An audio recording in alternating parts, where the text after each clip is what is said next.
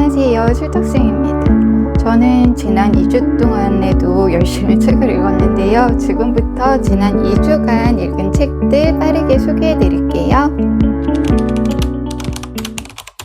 첫 번째 책은 김만건 철학자님의 새로운 가난이 온다입니다. 이 책 진짜 너무 좋아요. 이게 알라딘 인터넷 서점을 둘러보다가 정준희 교수님이랑 강유정 의원님이 추천서를 쓰셨길래 읽게 된 책인데요. 저자 소개가 진짜 너무 멋있거든요.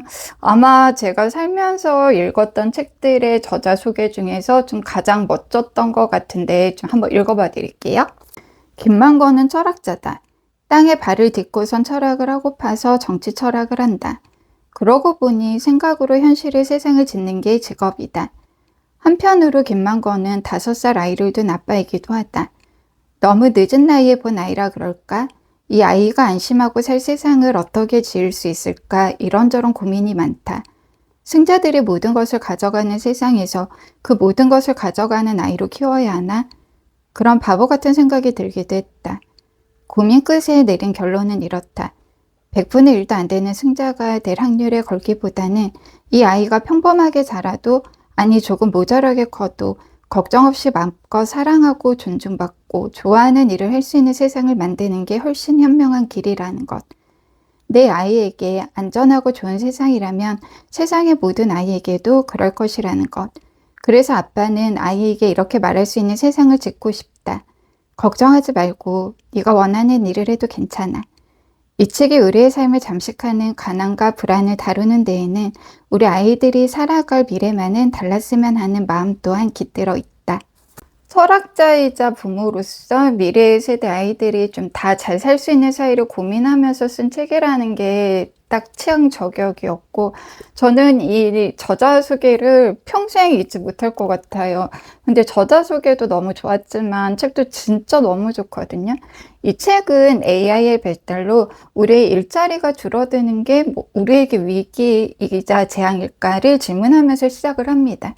지난 10년간 디지털 기술의 발달로 우리는 좀 편리하고 풍요로운 세상을 살아가고 있는데 문제는 그 결실을 좀 소수가 다 독점한다는 거잖아요. 제1기계 시대를 증기와 전기가 이끌었고 이때 자본가는 생산수단을 소유하고 노동자는 자신의 노동력을 팔았다면 지금 우리가 겪고 있는 시대는 제2기계 시대로 디지털 기술이 이끌고 있어요.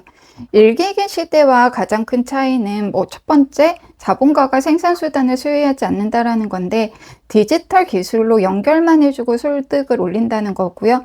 두 번째는 초고가 기업들이 많아지면서 영토에 구속되지 않는다는 거예요.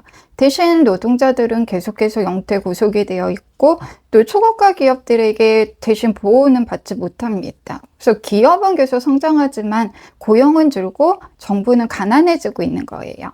가장 큰 문제는 제1기계 시대에 좀 노동력이 필요했지만 사람들이 일을 하지 않으려고 하니까 노동연례라는 걸 만들거든요. 열심히 일해서 돈을 많이 버는 건 값진 일이고 또 일할 능력이 없거나 일을 하지 않고 게으름을 피우는 건 도덕적으로 결함이 있다는 건데 이 열심히 일을 해서 돈을 많이 버는 사람은 성공한 사람, 또 가난한 사람은 이렇게 돈을 못 버는 사람은 쓸모없는 사람이라는 이런 이분법적인 구분이 생기게 돼요. 그래도 이 시대에는 낙수 효과라는 게 있기도 했고 어느 정도의 복지를 이루기도 했는데 제2기계 시대에는 저희가 고용 없는 성장의 시대잖아요. 초고가 기업들은 노동자에게 애착이 없으니까 구조조정이라는 이름으로 사람을 함부로 자르고 또 새로운 생겨나는 일자리는 대부분 기업의 보호를 받지도 못하고 또 소속되지도 못하는 플랫폼 노동, 클라우드 노동, 노동이라고 부르기도 애매한 노동들은 많아지는데 이 제1기계 시대 노동윤리를 제2기계 시대에도 계속 적용을 하고 있다는 거예요. 노동은 존중하지 않으면서 과거의 노동윤리를 강요하는 사회. 김만건 철학자님은 이는 기업이나 국가에서 노동윤리를 강요해야만 실업의 문제를 개인의 책임으로 돌릴 수 있기 때문이라고 하는데요. 부가 소수에게 독점되는 시대에 이 노동 밖으로 나가야만 노동에 산다라고 이 책을 통해서 주장하고 있어요. 노동을 통해 우리가 좀 인간의 존엄성을 지킬 수 있는 유일한 방법은 새로운 분배 기준을 만드는 것이다. 이 책 진짜 너무 매력적인 책이에요. 아, 철학이라는 게 참 멋진 거구나라는 생각을 하게 한 책이기도 했는데, 어떻게 분배해야 될지에 대한 너무 명확한 제시법까지 나와 있는 정말 훌륭한 책입니다. 저희가 이제 능력주의가 아니라 좀 모두가 잘 살 수 있는 사회를 위한 뭐 그런 해법이 다 들어있는 책이에요. 좀 많은 분들이 읽어보시기를 추천드려요. 두 번째 책은 아리안 샤비시의 우리에겐 논쟁이 필요하다입니다. 아리안 샤비시는 쿠드르게 영국인으로 이 대학교에서 철학을 가르치는 철학 교수인데요. 우리에게 논쟁이 필요하다가 첫 책이라고 합니다. 이 책은 저자인 아리안 샤비시가 이슬람 가정에서 자란 비백인 여성이라는 이 교차적 정체성을 통해서 지금 우리 문화를 지배하고 있는 일련의 쟁점들 중에서 차별과 배제를 선동하는 언어를 찾아내서 이 반박하는 논리를 펴나가는 책이에요. 예를 들면 이 모든 생명을 소중하다라는 해시태그 달기 운동에 대한 건데요. 이 발단의 시작은 흑인의 생명도 소중하다에서 온 겁니다. 이 운동의 발단은 이 흑인의 생명은 소중하다예요. 미국의 미네소타주에서 대리 슈빈이라는 경찰이 조지 플로이드라는 흑인의 기도를 이 자기 무릎으로 압박해서 제10사 일에게 한 사건을 계기로 인종차별에 반대하는 사람들을 중심으로 이 SNS에서 흑인의 생명도 소중하다라는 구호가 쏟아져 나오기 시작하거든요. 이에 반박하기 위해서 이 모든 생명은 소중하다라는 구호도 쏟아지기 시작을 했는데요. 모든 생명은 소중하다라는 반응을 지지하는 사람들은 흑인의 생명은 소중하다가 좀 지나치게 분열을 초래하고 오히려 이 발언 자체가 인종차별적이라고 주장을 합니다. 아리안 샤비시는 이 모든 생명은 소중하다는 당연히 흑인의 생명도 소중하다를 포괄하는 뭐 보편 명제로 보이지만 실은 흑인의 생명도 소중하다의 본래 항변이 지닌 특수성을 해체하고요. 또 흑인의 생명은 경시되고 있다는 이런 절박한 문제를 가리는 역할을 한다고 반박합니다. 흑인의 생명도 소중하다는 건 뭐 어떤 다른 생명을 소중하지 않다라는 게 아니라 왜 하필이면 흑인의 생명을 콕 집어 말할 수밖에 없었는지에 대한 그런 인종차별적인 역사와 사회 구조적인 차별이 있었잖아요. 이런 것들을 이해한다면 이 구호 자체가 흑인의 생명도 소중하다라는 게 좀 더 넓은 생명의 소중함을 포괄적으로 담고 있음을 알 수 있다는 거예요. 아리안 샤비시는 이 탄소 발자국에 대해서도 얘기하는데 저는 탄소 발자국 계산하는 게 환경 보호론자들이 만든 건 줄 알았는데 이게 2020년 영국의 석유 기업이 회사에 의뢰해서 만든 거라고 하더라고요. 저는 충격이었거든요. 이 캠페인은 기후 문제가 개인에게 책임이 있다는 식의 그런 공론화를 불러오고 기업과 국가가 저지르는 이런 구조적인 문제를 가리게 하는 역할을 한다고 합니다. 우리에게 논쟁이 필요하다는 이 소개해드린 두 가지 논쟁처럼 지배자의 언어로 말해진 것들을 이렇게 논리적으로 반박하는 저항적 언어들이 가득 담겨 있어요. 뭐 역차별 논란, 뭐 정치적 올바름, 표현의 자유 등 뭐 여러 사례와 철학적 논리들로 반박함으로써 좀 억압당하는 사람, 사회적 약자에게 왜 언어가 필요한지를 느끼게 한 그런 책이었어요. 요즘 번역서들 읽으면서 좀 많이 느끼는 것 중에 하나가 요즘 나오는 책들은 번역이 다 너무 훌륭해요. 이 책 역시 번역이 너무 훌륭한데요. 젊은 철학자의 정치적 논쟁에 대한 철학적 사유가 좋은 번역문으로 펼쳐지는 너무 멋진 책이었습니다. 세 번째 책은 안온 작가님의 1인칭 가난입니다. 이 책은 제목 밑에 그러나 1인분은 아닌 이라는 부제가 붙어 있는데 제목과 부제 그대로 1인분이 아닌 1인칭 가난에 대한 에세이예요. 97년생인 저자는 20년간 기초생활수급자로 살아온 자신의 지난 가난을 되돌아보면서 좀 덤덤하고 묵묵하게 글을 적어 나가거든요. 우리가 생각하는 가난이라고 하면 좀 되게 비슷한 모습을 하고 있잖아요. 뭐 노동력이 없는 부모, 알코올 중독이나 도박 중독, 가정폭력, 부모의 장애, 저임금 뭐 이런 거. 하지만 가난하다고 모두 다 비슷하게 가난한 건 아니다. 저자는 수급과 비수급, 뭐 가난의 원인, 몇 살의 가난을 경험했는지 등에 따라서 이 가난이라는 것도 이 수직적으로 위계가 존재하고요. 더한 가난과 덜한 가난이 있다고 얘기를 해요. 가난이라는 게 좀 개인적인 서사이기도 하지만 좀 합쳐놓고 보면 구조적인 문제들이 서로 얽혀 있는 경우가 많거든요. 뭐 여성 경력 단절, 뭐 저임금, 일자리 부족, 장애인 일자리 문제 등 1인칭 가난을 읽다 보면 이런 구조적인 문제들이 가난과 얼마나 서로 밀접하게 연결되어 있는지를 느낄 수 있어요. 저자는 그나마도 다행히 이 수급자로서 뭐 생활비나 학비, 천년주택 등을 지원받을 수 있었기 때문에 대학에서 국문학을 전공하고 또 하고 싶었던 석사과정 공부를 해서 수료하고 또 지금은 학원 강사 1등을 하면서 좀 그나마 좀 높은 안정적인 급여를 받을 수 있게 됐거든요. 여전히 몸에 가난이 배어 있지만 가난을 과거형으로 그나마 말할 수 있게 된 데에는 이런 좀 복지 정책들이 굉장히 큰 도움이 된 것 같아요. 그래서 이 책은 복지 신청에 대한 다양한 정보들로 이 마무리가 됩니다. 이 책을 읽으면서 이 자신의 상처를 직시하고 글로 써내려가는 고통스러운 과정에 대해서 좀 생각을 하게 됐거든요. 우리가 글을 써야 하는 이유는 뭐 자신의 상처를 극복하고 또 해방되고 또 그만큼 앞으로 나아가기 위한 걸 수도 있는데 그런 점에서 올해의 책으로 꼽을 만한 저는 그런 책이었어요. 가난했던 지난 삶에 대한 이야기는 좀 굉장히 비참하기도 하고 궁상맞기도 하고 또 삶이 너무 고돼 보여서 안쓰럽기도 하지만 이 이야기를 이끌어 나가는 저자에게서 이 개인의 힘으로 어쩌지 못하는 운명을 거스르는 뭐 그런 좀 힘을 느끼기도 했고요. 글을 쓰는 과정이 얼마나 고통스럽고 힘들었을까? 뭐 글을 마무리하면서 저자는 과연 해방을 맞았을까? 뭐 1인칭 가난은 개인의 이야기에서 끝나지 않고 우리 모두의 이야기로 확장해서 나갈 수 있을까? 뭐 그런 힘이 있을까? 이런 여러 가지 생각을 하게 한 책이고요. 가난은 부끄러운 게 아니라 불편한 거고 그 불편함은 결국 사회 구조적인 문제들을 들여다봐야만 해결할 수 있다는 생각까지 하게 한 책이었습니다. MZ세대를 가난과 고생을 모르는 세대로 취급한다라는 문장에서는 좀 뼈아픈 반성을 하기도 했어요. 개인의 가난이 좀 우리 모두가 해결해야 할 문제가 될 수 있도록 좀 많은 분들이 읽어보시기를 추천드려요. 이번에 소개해드릴 책은 소설 2권인데요. 너무너무 유명한 책들입니다. 할레드 호세이니의 청계의 찬란한 태양과 김영하 작가님의 검은 꽃 두 가지예요. 우리는 현실의 고통을 말할 수 없을 때 픽션의 힘을 빌린다고 하는데 그런 점에서 이 2권 다 읽기가 저는 너무 괴롭고 힘들었거든요. 일단 첫 번째 책 청계의 찬란한 태양 소개해드리면 이 책은 연을 쫓는 아이의 할레드 호세이니의 두 번째 소설인데 아프가니스탄을 배경으로 이 소련의 아프가니스탄 침공, 내전, 탈레반 정권, 9.11 테러, 미국과의 전진 등 아프가니스탄의 비극적인 현대사를 그 시절을 통과하는 두 여성의 고통과 절망, 우정과 연대, 희망을 통해서 보여주고 있어요.